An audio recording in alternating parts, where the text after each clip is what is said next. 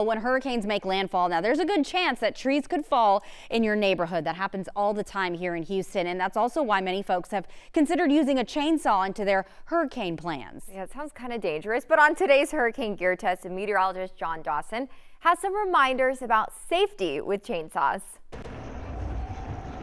I've run a chainsaw enough in my life to be both amazed and slightly scared at the power that it puts in your hands. And while I don't claim to be an expert, I think I can offer some good advice. And so on today's Hurricane Gear Test, we're not necessarily reviewing one specific product, but we're talking about chainsaws in general. And I'm thankful to Craftsman for sending me a couple to show while we discuss some good practices. Eye protection is a must, and I would recommend a good set of gloves as well. And while I'm not going to crank up this gasoline-powered saw, I won't mind pulling the trigger on this battery-powered one. With a 6-inch bar, it's primarily designed for pruning, but the V20 system of tools also has larger models. Now, most of the time we think of needing a saw after hurricanes come ashore, but don't forget, trimming trees is a good thing to include in your pre-landfall to-do list.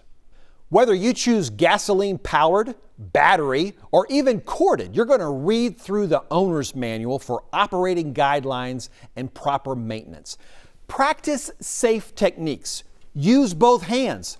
Don't stand on things, and always maintain a good balance. To avoid kickbacks, make sure that you are only cutting with the chain that's on the bottom. And keep in mind that 911 services are not always available in hurricane emergencies. So after a hurricane makes landfall is not the time to open up a chainsaw for the first time and try to learn it. I'm not going to give a rating today on my hurricane kit priority scale. I think a chainsaw could be welcomed into your hurricane plans if you know how to safely operate it. But I leave you with a few basic reminders. Put on that personal protective equipment. Any work that could be potentially dangerous should not be done alone. Learn your specific equipment. Keep both feet on the ground and know your surroundings. And if you're storing or transporting fuel, use the correct containers. I've got more chainsaw tips on my Facebook page.